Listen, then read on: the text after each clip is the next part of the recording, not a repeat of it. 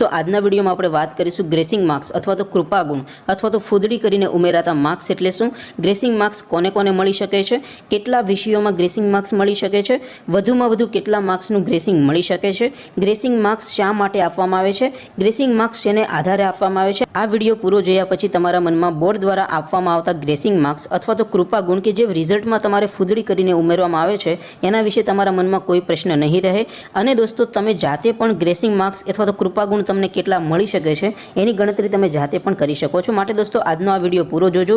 દોસ્તો આજનો આ વિડીયો બનાવવામાં ખૂબ જ મહેનત પડી છે, માટે દોસ્તો આ વિડીયો પૂરો જોઈને આ વિડીયોને ખાસ અત્યારે જ લાઇક કરી દેજો। આજના વિડીયો માટે આપણે દોસ્તો 2000 લાઇક્સની ટાર્ગેટ રાખીએ છીએ। મને આશા છે કે તમે 2000 લાઇક્સને જલ્દી જ પૂરી કરી દેશો। આ વિડીયો બીજા વિદ્યાર્થી માટે પણ ખૂબ જ ઉપયોગી છે, માટે દોસ્તો તમારા બધા મિત્રો સાથે આ વિડીયોને શેર પણ કરી દેજો। તો ચાલો શરૂ કરીએ આજનો વિડીયો। દોસ્તો ગ્રેસિંગ માર્ક્સ સાથે સંબંધિત તમામ માહિતી આપણે ડિટેલમાં ઉદાહરણ સાથે ફોર્મ્યુલા સાથે આપણે જોઈએ એ પહેલાં તો દોસ્તો રિઝલ્ટને તમે તમારા મોબાઈલમાં કેવી રીતે જોઈ શકો એના વિશે આપણે વાત કરી લઈએ। તો દોસ્તો બોર્ડના રિઝલ્ટ જોવા માટેની લિંક આ વિડીયોના ડિસ્ક્રિપ્શનમાં આપેલી છે।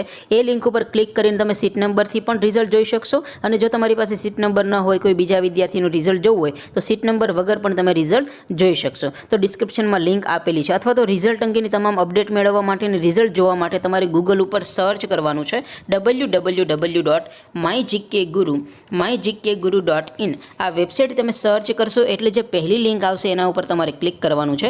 જેવું ક્લિક કરશો એટલે રિઝલ્ટ માટેની mygkguru.in આ વેબસાઇટ ઓપન થઈ જશે। વેબસાઇટ ઓપન થયા પછી તમે થોડાક નીચે જશો તો ત્યાં તમને બોર્ડના રિઝલ્ટ માટેના લીલા રંગના 3 બોક્સ જોવા મળશે। ધોરણ 10 બોર્ડ રિઝલ્ટ 2025, ધોરણ 12 બોર્ડ રિઝલ્ટ 2025 અને ત્રીજું બોક્સ છે ધોરણ 10 અને ધોરણ 12 રિઝલ્ટ નામ પરથી 2025। જો તમે ધોરણ 10નું રિઝલ્ટ જોવા માંગતા હો તો પહેલા બોક્સ ઉપર ક્લિક કરજો। ધોરણ 12 આર્ટ્સ કોમર્સ અને સાયન્સનું રિઝલ્ટ જોવા માંગતા હો તો બીજા બોક્સ ઉપર ક્લિક કરજો અને તમારી પાસે સીટ નંબર ન હોય, તમારે કોઈ બીજા વિદ્યાર્થીનું નામ ઉપરથી રિઝલ્ટ જોવું હોય તો તમે ત્રીજા બોક્સ ઉપર ક્લિક કરીને પણ રિઝલ્ટ જોઈ શકશો। તો દોસ્તો ધોરણ 10 અને ધોરણ 12ના વિદ્યાર્થીઓ www.mygkguru.in આ વેબસાઇટને ગૂગલ ઉપર સર્ચ કરીને આવી રીતે પોતાનું રિઝલ્ટ સૌથી ફાસ્ટ અને સૌથી પહેલા જોઈ શકે છે। હવે દોસ્તો આપણે ગ્રેસિંગ માર્ક્સની તમામ માહિતી મેળવીએ તો સૌથી પહેલો તો પ્રશ્ન વિદ્યાર્થીઓને થાય કે ગ્રેસિંગ માર્ક્સ અથવા તો કૃપા ગુણ અથવા તો ફૂદડી કરીને ઉમેરાતા માર્ક્સ એટલે શું। દોસ્તો કોઈ વિદ્યાર્થી થોડાક માર્ક્સથી નાપાસ થતો હોય તેવા સંજોગોમાં એ ખૂટતા માર્ક્સ કે જે વિદ્યાર્થીના રિઝલ્ટમાં ફૂદડી કરીને ઉમેરવામાં આવે છે એને દોસ્તો ગ્રેસિંગ માર્ક્સ કહેવામાં આવે છે અથવા તો દોસ્તો એને કૃપા ગુણ પણ આપણે કહીએ છીએ। ત્યાર પછી હવે આપણે વાત કરીએ ગ્રેસિંગ માર્ક્સ શા માટે આપવામાં આવે છે। તો વિદ્યાર્થીનું વર્ષ બગડે નહીં અને વિદ્યાર્થી આગળનો અભ્યાસ કરી શકે એવા સારા ઉદ્દેશથી ગ્રેસિંગ માર્ક્સ અથવા તો કૃપા ગુણ આપવામાં આવતા હોય છે। આ ઉપરાંત દોસ્તો ધોરણ 10નું રિઝલ્ટ નીચું આવે તો દોસ્તો ધોરણ 11 અને ધોરણ 12ના વર્ગો છે એ ખાલી રહી જતા હોય છે। જ્યારે દોસ્તો ધોરણ 12નું રિઝલ્ટ નીચું આવે તો દોસ્તો કોલેજોની બેઠકો છે એ પણ ખાલી રહી જતી હોય છે। આવા બધા પ્રશ્નોને ધ્યાનમાં રાખીને ગ્રેસિંગ માર્ક્સ છે આપવામાં આવે છે। ત્યાર પછી હવે આપણે વાત કરીએ ગ્રેસિંગ માર્ક્સ કોને કોને મળી શકે છે, કોને મળી શકે। તો દોસ્તો ગ્રેસિંગ માર્ક્સ કોને મળી શકે એ નક્કી કરવા માટેની એક ફોર્મ્યુલા છે જે તમે તમારા સ્ક્રીન ઉપર જોઈ શકો છો। કુલ વિષયો ગુણ્યા પાસિંગ માર્ક્સ એનો બેનો ગુણાકાર કરો અને જે આંકડો આવે એના કરતાં જો તમારે કુલ માર્ક્સ વધારે મળતા હોય તો તમને દોસ્તો ગ્રેસિંગ માર્ક્સ છે મળી શકે છે। ઉદાહરણ તરીકે દોસ્તો કુલ 6 વિષયની પરીક્ષા હોય અને પાસિંગ માર્ક્સ 33 હોય તો 6 ગુણ્યા 33 કરો એટલે દોસ્તો 198 આવે। હવે કોઈ વિદ્યાર્થીને 198 કરતાં વધારે માર્ક્સ કુલ મળેલા હોય તો એ વિદ્યાર્થીને ગ્રેસિંગ માર્ક્સ મળી શકે છે। ત્યાર પછી હવે આપણે વાત કરીએ કે કેટલા વિષયોમાં વિદ્યાર્થીને ગ્રેસિંગ માર્ક્સ મળી શકે છે। તો દોસ્તો વધુમાં વધુ 3 વિષયોમાં વિદ્યાર્થીને ગ્રેસિંગ માર્ક્સ મળી શકે છે। હમણાં દોસ્તો ધોરણ 12 સાયન્સનું રિઝલ્ટ આવ્યું છે એની એક સ્ક્રીનશોટ તમે તમારા સ્ક્રીન ઉપર જોઈ શકો છો। તો દોસ્તો વધુમાં વધુ 3 વિષયોમાં ગ્રેસિંગ્સ મળી શકે છે। ત્યાર પછી હવે વાત કરીએ કેટલા માર્ક્સનું ગ્રેસિંગ મળી શકે છે। તો દોસ્તો નિયમ મુજબ વધુમાં વધુ 5 માર્ક્સનું ગ્રેસિંગ મળી શકે છે, પણ દોસ્તો અગાઉના વર્ષોમાં જેમ કે દોસ્તો 2015માં 18 માર્ક્સનું ગ્રેસિંગ મળ્યું હતું વિદ્યાર્થીઓને। ત્યાર પછી 2018ની વાત કરીએ તો 10 માર્ક્સનું ગ્રેસિંગ મળ્યું હતું। જ્યારે દોસ્તો 2020માં 21 માર્ક્સનું વિદ્યાર્થીઓને ગ્રેસિંગ મળ્યું હતું। દોસ્તો માત્ર 5 માર્ક્સ વિદ્યાર્થીને આવ્યા હતા અને દોસ્તો 21 માર્ક્સ ઉમેરીને એ વિદ્યાર્થી પાસ કરવામાં આવ્યો હતો। ત્યાર પછી દોસ્તો હમણાં જે ધોરણ 12 સાયન્સનું રિઝલ્ટ આવ્યું 2023માં એમાં દોસ્તો 15 માર્ક્સનું વિદ્યાર્થીઓને ગ્રેસિંગ મળ્યું છે। તો દોસ્તો દર વર્ષે ગ્રેસિંગ ફિક્સ આટલા જ માર્ક આપવામાં આવે એવું દોસ્તો નથી।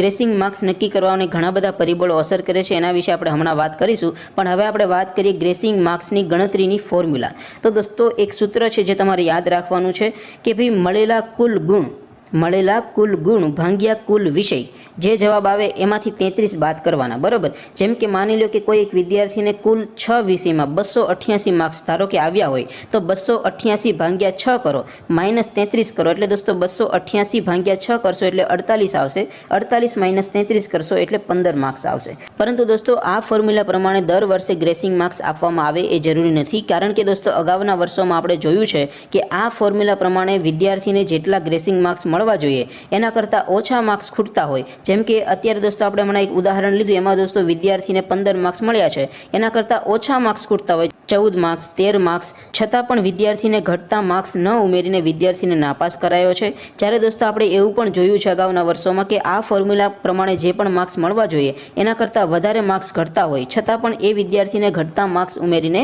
પાસ કરવામાં આવ્યો। જેમ કે આ ફોર્મ્યુલા માટે ઉદાહરણ તરીકે આપણે જે લીધું છે એમાં 15 માર્ક્સ છે, છતાં પણ 15 કરતાં વધારે માર્ક્સ ઘટતા હોય તો પણ એ વિદ્યાર્થીને પાસ કરી દેવામાં આવ્યો હોય। તો દોસ્તો એવું જરૂરી નથી કે ભાઈ આ ફોર્મ્યુલા પ્રમાણે જ વિદ્યાર્થીને ગ્રેસિંગ માર્ક્સ આપવામાં આવે। ગ્રેસિંગ માર્ક્સ માટે દોસ્તો ઘણા બધા પરિબળો અસર કરે છે। તો દોસ્તો હવે આપણે વાત કરીએ કેવા કેવા સંજોગોમાં કૃપા ગુણ અથવા તો ગ્રેસિંગ માર્ક્સ વિદ્યાર્થીઓને વધુ આપવામાં આવતા હોય છે। ગ્રેસિંગ માર્ક્સને અસર કરતા પરિબળ આપણે જોઈએ તો સૌથી પહેલું પરિબળ છે બાકીના વિષયના માર્ક્સ।